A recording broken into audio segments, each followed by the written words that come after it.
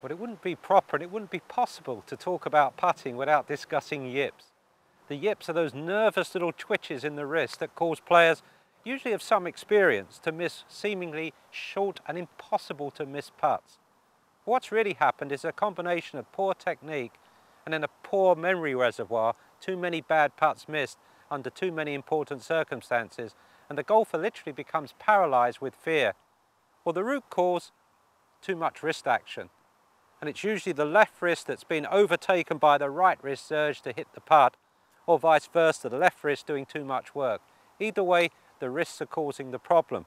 The player gets over the ball and is frozen with fear, and then in panic makes an involuntary sort of hit at the ball. And usually the miss is quite dramatic and goes further away even than when he or she started. Now, solution is not easy because you're trying to cure two things: bad technique and bad memory bank. And it's very difficult to erase the memory bank of misses, but you have to make a dramatic change in the technique.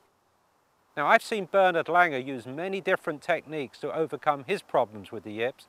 He's not the only one that's been successful, but it's interesting to look at how he went about changing. He put the shaft through the left arm, actually touching the inside of the left arm there, and assembled a grip like so. And by doing this, he was able to stroke putts without the wrist breaking down, so that when he had a putt, he would make the putt and keep the left wrist very firm as he went through. Now, that seemed to work for a while, but even he got overtaken again, and he went for a longer putt where he used the chest starter putting and uses the right hand away from the left. That's a viable option.